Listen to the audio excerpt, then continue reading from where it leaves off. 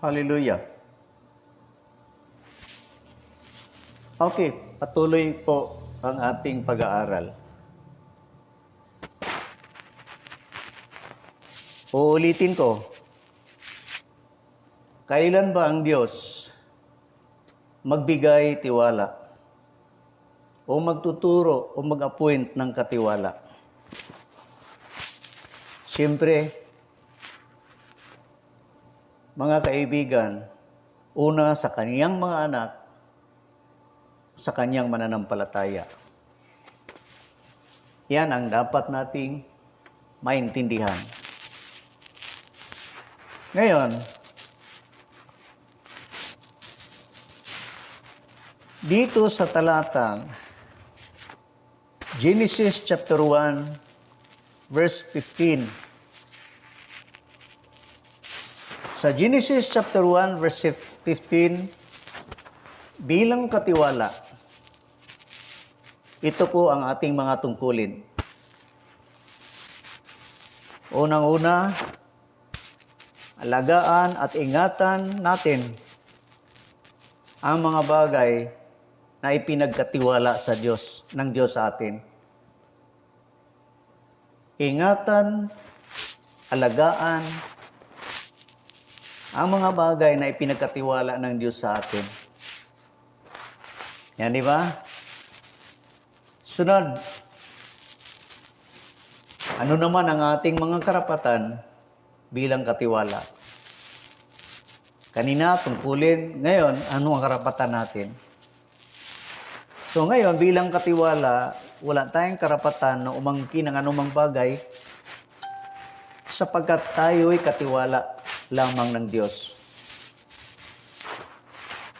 At wala tayong karapatang hindian ang Diyos sa anumang bagay na Kanyang kukunin sa atin o hihingin sa atin dahil tayo'y katiwala lamang. Tulad ng ginawa ng Diyos kay Abraham. So, ang Diyos mismo nagsabi kay Abraham, bibigyan kita ng anak na galing sa iyo na siyang tagapagmana mo. So ngayon, ang Diyos ang nagbigay kay Abraham ng isang bagay. Ngayon, dumating ang panahon na sinubok ng Diyos si Abraham at hiningi ng Diyos ang bagay na ibinigay niya kay Abraham na anak niyang napakahalaga sa kanya na si Isaac. Dahil naintindihan ni Abraham na siya isang katiwala lamang, hindi ipinagkait ni Abraham ang hiningi ng Diyos. Sabi ng Panginoon, akin na ang anak mong bugtong, ang pinakamamahal mo. Ialay mo siya para sa akin. So, walang tinatawag na sama ng loob, walang bigat na kalooban, kundi willingly, Abraham offered Isaac to God. Yun ho, mga kaibigan kay Kristo. At sunod, wala din tayong karapatan na magalit tayo sa Diyos kung sa panahon ay babawian tayo o mawawalan tayo ng anumang bagay na pinagkatiwala ng Diyos sa atin. Naalala niyo ba si Job? Si Job ay sadyang napakayaman sa silangan. So ngayon, isang araw, naubos ang lahat. Mga ari-arian ni Job, makayamanan, pati ang kanyang mga anak na 10 ay nawala din sa kanya. Ngayon, anong reaksyon ni Job? Galit ba si Job sa Diyos? Sumama ba ang loob ni Job sa Panginoon? Ang sabi pa nga ni Job, ang Diyos ang nagbigay, siya ang kukuha, siya ang babawi. So nakita natin, naintindihan din ni Job na siya ay isang katiwala lamang sa Panginoon. Ngayon, maraming mga tao, mga Kristiyano pa sinasabi, pag nagkaroon ng negatibong epekto sa buhay nila sa paglilingkod sa Diyos, yung hanap buhay nila medyo sumama o ano pa man ang kanilang kalagayan, sumama, sinisisi Panginoon. At maraming nagtumatamblay ang kanilang paglilingkod sa Panginoon dahil lang ho sa medyo negatibong epekto, lalong-lalo na sa ilang pamumuhay. Sabi nila, ganito pala, kung tayo maglilingkod sa Panginoon, bakit nawalan ako ng ganito, nawalan ako ng hanapbuhay, ganon-ganon yung mga sinasabi. O, bakit ganon ang mga sinasabi? Dahil hindi naintindihan yung nila, yung tinatawag na stewardship o katiwala. Nakita natin sa buhay ni Job, wala siyang reklamo. Yung nakita natin, na kahit naubos lahat ng kanyang mga ari-arian, kayamanan, patuloy ang kanyang katapatan sa Panginoon dahil alam niya na lahat ng bagay ay sa Diyos galing. E kung ganun sa atin, mga kaibigan. Oo.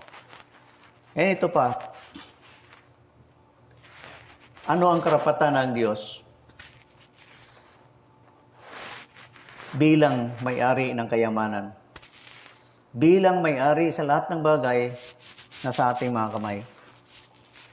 Unang-una, ang Diyos ay may karapatan na kumuha ng bahagi sa lahat na ating tinatangkilik o sabi ng Biblia, lahat ng bunga sa ibabaw ng lupa. Kaya kung mababasa natin sa Leviticus chapter 27, verse 30 to 32, sabi ng Panginoon, sabi ng Biblia, lahat na ikasampung bahagi sa lupa ay sa Panginoon. Ikasampung bahagi sa lahat ng bunga ng lupain ay sa Panginoon. Ito ay banal sa Panginoon. Oo. Ang sabi pa nga rito sa talatang 33, Leviticus 27, huwag siyasatin ng tao kung mabuti ba o masama. Ibig sabihin doon, huwag niya sabihin na hindi mo na ako magbibigay ng ikapo dahil itong kita ko ikakarampot lamang or hindi maganda yung ani ko ngayon, hindi ako magbibigay sa sunod na lang. Yun ang sabi ng Panginoon, huwag mo siya sa atin kung yun ay masama o mabuti. Whether malaki or maliit, na binigay ng Diyos, pinagkatiwala ng Diyos sa'yo, ay kasampung bahagi ay sa Kanya. Yan, di ba? Kahit 10 piso pa yan, bigay mo sa Panginoon yung piso. Dahil sa Kanya yan, ang 10 bahagi. Yan o. Kaya ang tanong, aanihin ba ng Diyos ang ikapo? Ang Diyos ay Espiritu. Kakain ba siya ng tinapay? Ano ang gagawin ng Diyos sa ikapo? Mula ng Old Testament hanggang sa New Testament, ang ikapo ay patuloy na umiikot, kumikilos. Ito ay ginagamit para sa paglilingkod, ministry ng Panginoon dito sa babaw ng lupa. Sapagkat ang lupa ay sa Panginoon, may karapatan siya rito sa lupa. Lalong-lalo na sa gawaing espiritual. Ang Diyos ay may karapatan na mag-establish ng kanyang church. May karapatan siya sa paglilingkod sapagkat lahat ng bagay pinag-aari ng Panginoon. Kaya siya ay may karapatan na kumuha ng kasampung bagay dahil sa Kanya yan lahat. Para mapatuloy, para ang ministry ng Panginoon ay patuloy na makakilos. Yun ho. Ngayon, sa ating panahon, lalo-lalo na sa ating krisis ngayon, ito ay isang pagsubok sa bawat Kristiyano kung tapat ba sila sa Panginoon. Kung tapat ba sila magbibigay ng ikapo sa Diyos sa gitna ng krisis na nangyari sa ating panahon. Di ba? So, rito, ang sabi ng Biblia, huwag siyasatin na masama ba o hindi. Ibig sabihin doon, in times of crisis, hindi ibig sabihin na crisis, wala kang maibigay sa Panginoon. Hindi tayo ginutom ng Diyos, sa totoo lang. Di ba? Hindi tayo ginutom ng Diyos. Pero kinikilala mo ang Diyos kahit sa gitna ng krisis ng buhay, ipapakita ng Diyos sa iyo kung gaano siya kadakila na magbuhos ng saganang pagpapala sa iyo. Yan po ang totoo mga kaibigan kay Kristo. Yan. Ito, ang pangako ng Diyos sa ilalim ng pagbibigay ng kapo. Ano ang meron dito? Sa Malakias chapter 3, verse 10 hanggang 12. Sa talatang Diyos sabi rito, buksan ng Panginoon. Buksan ng Diyos ang durungawan ng langit ng pagpapala. Yun ang unang pangako. So God will open up the windows of heaven. Everything is in the hands of the Lord.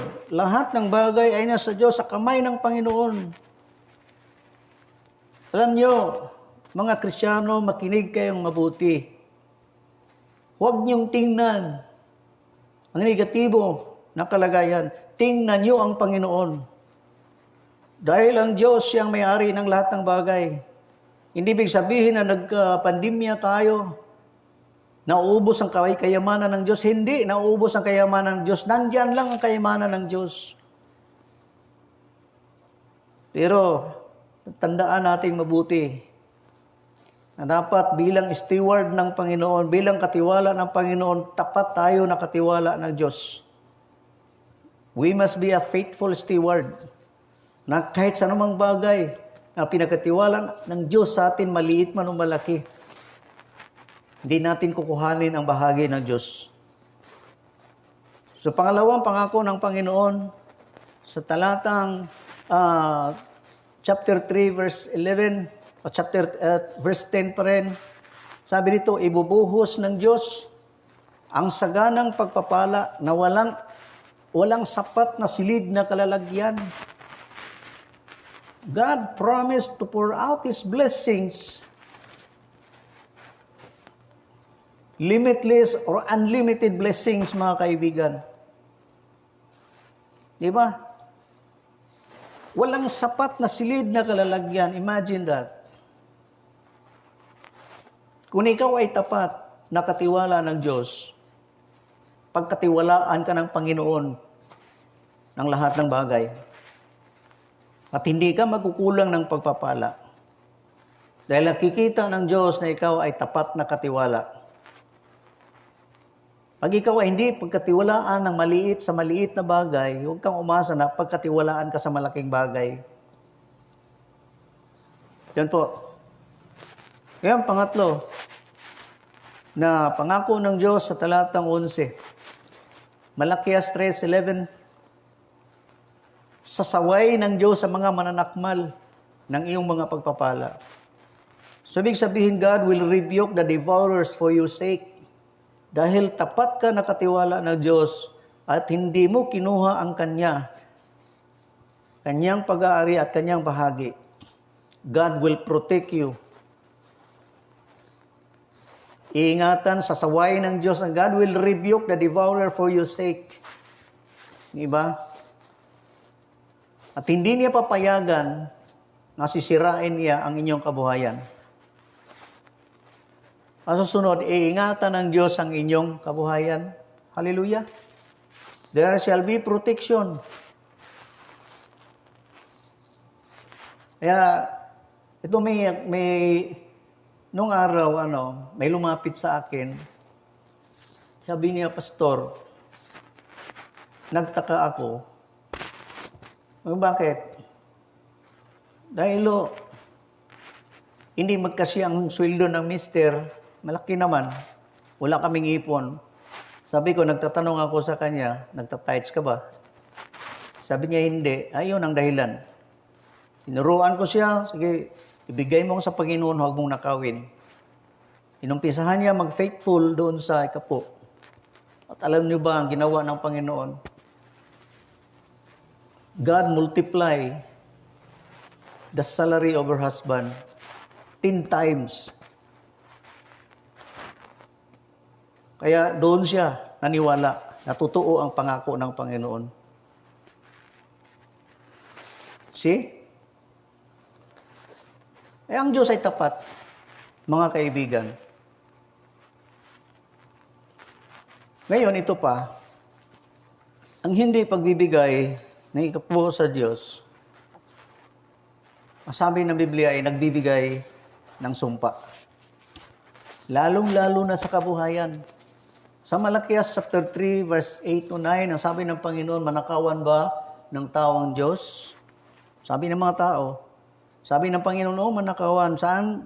Mga tao nagtanong, saan kami nakapagnakaw sa Diyos? Ang sabi ng Panginoon, sa ikapo at mga handog. Dahil yung mga ikapo, hindi nila ibinigay sa Panginoon, ginastos nila sa kanilang mga sarili, at wala na silang puso na magbigay handog sa Panginoon. Ayon, sabi ng Panginoon, sinumpa ko, pati buong bansa. Kaya ang kahirapan, dumating sa buhay ng tao, kung hindi niya maintindihan na siya katiwala ng Diyos at kumbaga hindi niya ginawa ang kanyang bahagi bilang katiwala na ibigay ang bahagi ng Diyos. Hallelujah. Sunod, kung hindi niya maibigay o ibibigay ang bahagi ng Diyos, ay wala siyang karapatan na humingi ng pagpapala sa Panginoon. Kasi sabi ng Deuteronomy 26, verse 12 to 15, Deuteronomy 26, verse 12 to 15, bago ang tao humingi ng pagpapala sa Diyos, ibigay muna niya ang ikapo sa Diyos. Many Christians praying, God bless me, tapos hindi sila nagbigay ng ikapo sa Diyos. Mga kaibigan kay Kristo, ang utos ng Biblia, ibigay niyo muna ang bahagi sa Panginoon, ang kanyang bahagi, ang kasampung bahagi sa Panginoon. Tapos sabihin niyo sa Diyos, ito ang totoong bahagi. Sabi dito sa Deuteronomy 26, verse 12 to 15, nilinaw ng Panginoon kung ano ang sasabihin ng tao kung siya nagdadala ng ikapo sa Diyos. Binanggit niya sa Panginoon, binanggit niya sa Diyos, ganito ang ikapo ko. Oo, hindi ko ito ginasto sa aking sarili, panahon sa aking kahirapan, sa aking pangangailangan, hindi ko ito ginastos.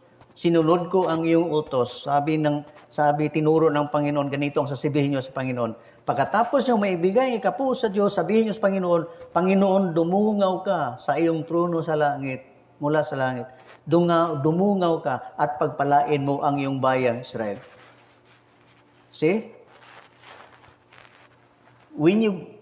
Kung ikaw ay nagbibigay ng ikapo sa Diyos, sabihin mo sa Panginoon na yun ang ikapo mo sa Panginoon.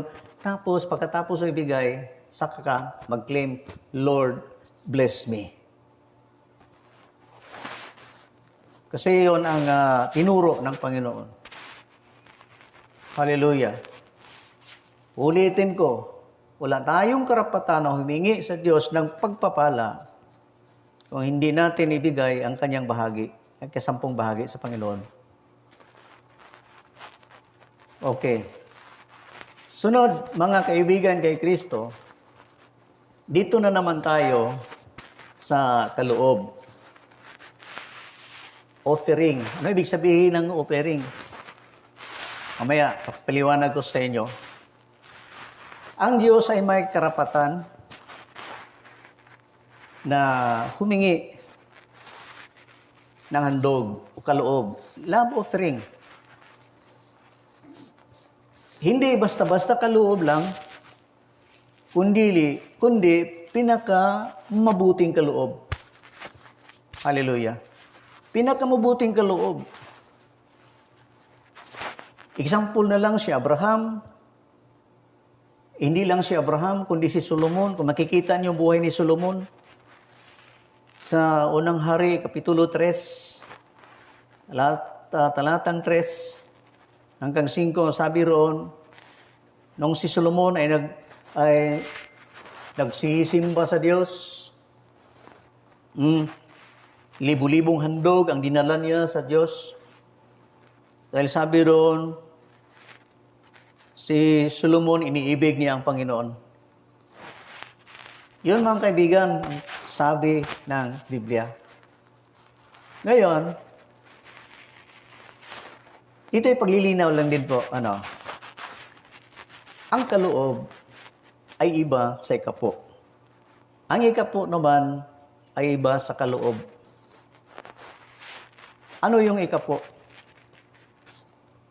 Ang ikapo, mga kaibigan kay Kristo, ito ay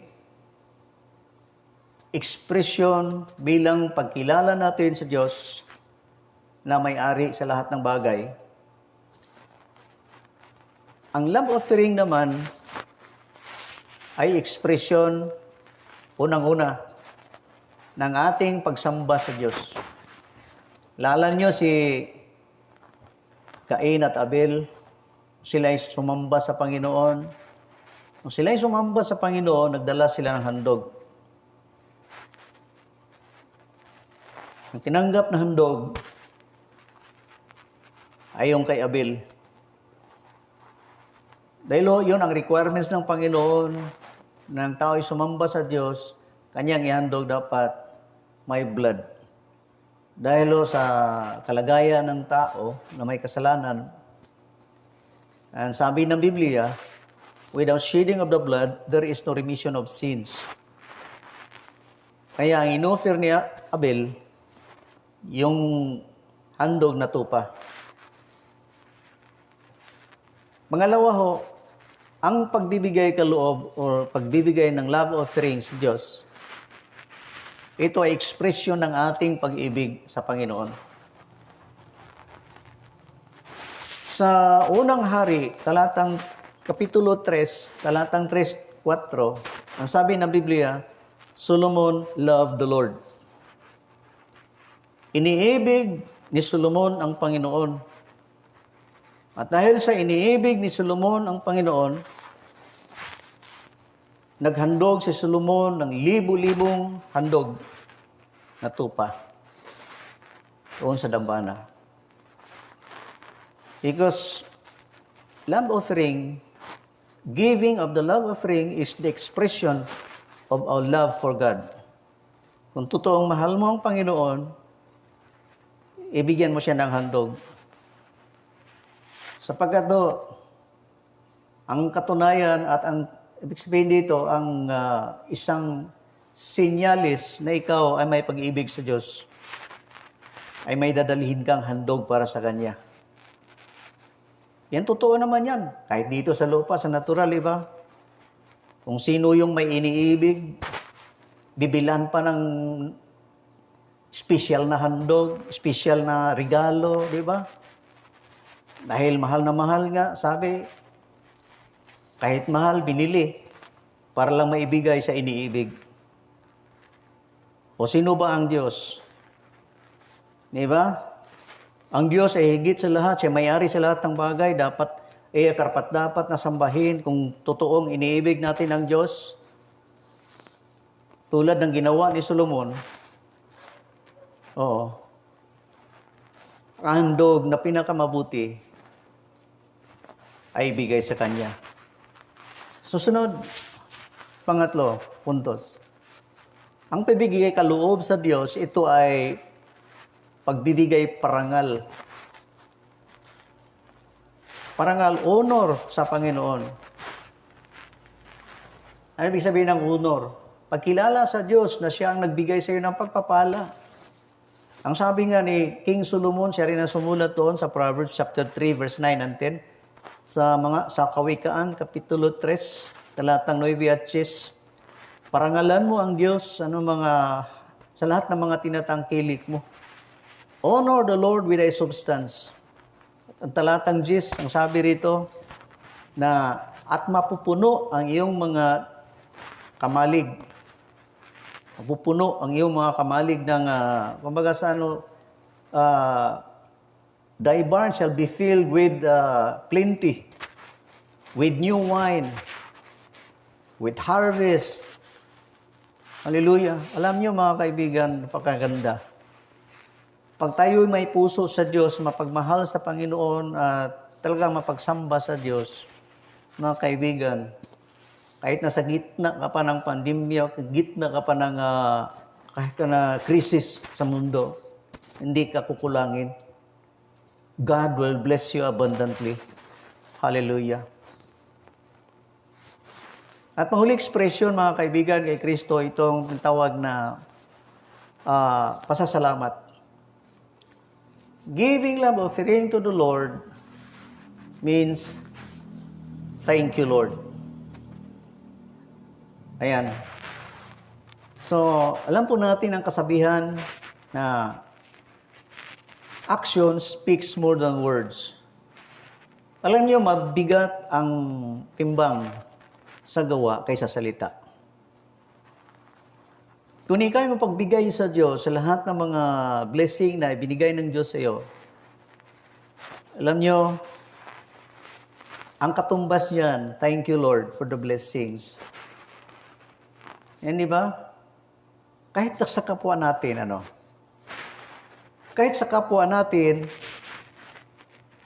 na gumawa ng mabuti sa atin, kung ikaw ay may puso na magpabigay sa Kanya, lubos ang Kanyang kagalakan. Kaya sabihin mo lang na thank you. Di ba? So, ganun mga kaibigan kay Kristo. Ngayon, alam na natin ang susi ng pagpapala. Susi ng pagpapala sa ating mga buhay, maintindihan natin na tayo katiwala lamang ng Panginoon at pakilala sa Diyos na siya may-ari sa lahat ng bagay. Ngayon, hindi lang tayo makikinig ng salita ng Panginoon. Ang pagsunod natin, salita ng Diyos, ang siyang magbubukas ng pintuan, ng saganang pagpapala, ang gustong gawin ng Diyos ating buhay. Hallelujah. Kailan tayo mag-umpisa? Hindi bukas, hindi sa sunod araw, hindi sa sunod linggo, hindi sa sunod na buwan, hindi sa sunod na taon. Ngayon ang umpisa. Kung anong meron ka sa kamay mo, maliit man o malaki, umpisahan mong kilalanin ang Panginoon bilang siya may-ari lahat ng bagay at tingnan mo at kilalanin mo ang sarili mo bilang katiwala ng Diyos. Ibigay mo ang porsyon ng Panginoon at ibigin mo ang Diyos. I-express mo yung pag-ibig sa Diyos sa magitan ng pagbigay sa Kanya ng pinakamabuting kaloob. Hallelujah. Dito sa Biblia, may nakikita tayong babae na isang babaeng balo sa panahon ng ating Panginoong Yesus. Yan, sa aklat ni Marcos, Kapitulo 12, talatang 41 hanggang 43. Noong ang Panginoon ay nangaral siya, naglagay siya ng offering box doon sa gitna ng mga tao. Tapos, ang Panginoon ay nakatingin sa mga tao. Sino yung magbibigay? So, may nakita ang Panginoon na nagbibigay ng sagana, saka yung malalaki ang ibinibigay nila.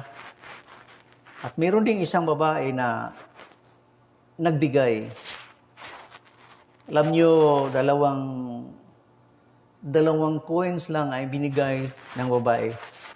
At ang sabi ng Panginoon sa kanyang mga alagad, ang babaeng iyan, ang siyang nagbibigay ng higit pa kaysa kanila. Bakit sinasabi ng Panginoon ng ganon? Sapagkat sabi ng Panginoon, ang mga tao nagbibigay ng malalaki, hindi dahil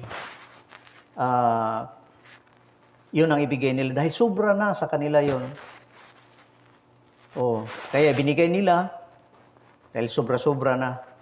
Ngunit ang babaeng ito, yung ibinigay niya, 2 barya, yan ay source ng kanyang pangangailangan. Pambili ng bigas at pagkain niyon, yun na pinaka-source ng kanyang pangangailangan. Kaya sabi ng Panginoon, mas malaki ang kanyang ibinigay. Bakit? Lahat ng kabuhayan ay ibigay niya. Kaya nakita ng Panginoon ang puso ng babae. Hallelujah. At kung titingnan naman natin, doon sa aklat ng unang hari, chapter 17, mayroon sa babaeng balo rin na walang-wala na. Pero dahil sa ibinahagi niya, nagbigay siya ng bahagi mula sa natitira na isang dakot na lamang na kabuhayan niya. Yung kunting harina at kunting langis. Ibinigay niya doon sa inutusan ng Diyos na pumunta roon na si Elias. At hindi kinulang ang babae. Hindi naubusan ng harina, hindi naubusan ng langis. Dahil may bukas siya na puso na magbigay. Sapagkat alam niyo mga kaibigan, ang Diyos ang may-ari sa lahat ng bagay, langit at lupa. Pag may bukas ka na kamay, na kumilala sa Diyos bilang may-ari sa lahat ng bagay, at marunong ka rin ang magbigay kaloob sa Panginoon, hindi ka manghinayang sa iyong ibibigay, babalik sa iyo ng sagana. Kaya, sa lahat ng mananampalataya ay kay Kristo, kahit sa ating panahon ngayon, hindi ibig sabihin, itigil natin ang pagsunod sa inutos ng Panginoon sa bagay na ito. Bilang katiwala ng Diyos, ang Diyos may karapatan na kumuha anuman ang kanyang dapat kunin sa atin. Kanyang bahagi, 10 bahagi, at kaloob sa kanya. Hallelujah. Ngayon, yun, and God will pour out blessings, walang limit na pagpapala na ibubuhos niya, isusukli niya sa lahat ng mga tapat na katiwala. Kaya sa lahat ng mga Kristiyano, saan man kayo kabilang, ng iyong mga churches and fellowship, maging tapat kayo, dalhin ninyo ang inyong kaput, mga handog, kung saan kabilang kayo sa church na inyong kinabibilangan. Kilalanin niyo ang Diyos at dalhin ninyo ang bahagi ng Diyos doon kung saan kayo kabilang. And believe the promise of God. And God is not a liar. Hindi o sinungaling ang Panginoon. Ang Diyos ay tapat sa kanyang pangako. And God will pour out blessings upon your life according to His promise. Because we are only a steward of God. Ang tapat na katiwala ng Diyos ay pinagkatiwalaan ng marami. Kaya walang tapat na katiwala na naghihirap. Sapagkat ang tapat na katiwala ay pinagkatiwalaan ng marami. Purihin ang Panginoon. So, salamat sa Panginoon. I wish ang lahat ng bagay na inyo napakinggan sa gabing ito ay maging buhay sa inyong mga puso. Papalain po kayo ng Panginoon. Tayo po'y manalangin. Hallelujah. Ama namin na nasa langit, sa gabing ito, purihin ka po, Ama. Salamat po, Ama, na ikaw ang Diyos, ang siyang lumikha sa amin. Salamat na pinag-ilala mo ang iyong sarili na ikaw ang may-ari sa lahat ng bagay. At nilikha mo kami bilang tao upang iyong maging katiwala. Salamat, Ama namin na nasa langit, sa mga salita na ibinigay mo sa amin sa gabing ito na nagbukas ng pintuan para maibuhos mo ang saganang pagpapala. Masalamat po sa iyo. Dalangin ko po, Panginoon, ang lahat ng mga nakikinig sa gabi ito, hallelujah, ay makaranas ng sagana mong pagpapala, Panginoon. In Jesus' mighty name. Walang puwang sa buhay ng mga anak mo ang kahirapan. Sapagkat ikaw ang Panginoong Diyos na Ama namin ang may-ari sa lahat ng bagay na aming kailangan. Panginoon, salamat po sa iyo. Purihin ka sa pangalan ng aming Panginoong Hesus. Sa iyo namin pinakatiwala ang aming buhay at patuloy mo po kaming gabayan. Panginoon, lalong-lalo sa aming panahon ngayon, thank you, Lord. You are a living God whom we serve. Thank you, Jesus, for the blessings. Thank you, Lord, for the health and healing and protection. Patuloy mo ingatan ang iyong mga mananampalataya, lalong-lalo na sa aming panahon ngayon, Panginoon. Hallelujah. Because we believe that you are our protector, you are our shield, you are a strong tower.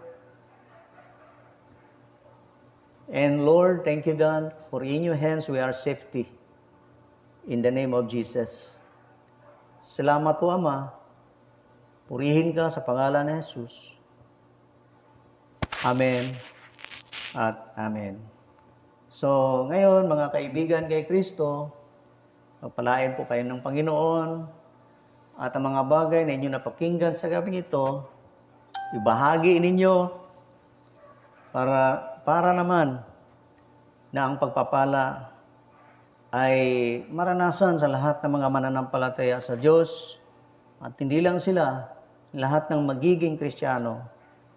Sapagkat ang pagkilala natin sa Panginoon bilang may-ari ng lahat at pagkilala natin sa ating sarili bilang steward ng Panginoon ang siyang susi ng pagpapala. Purihin ang Panginoon. Hallelujah. God bless everyone.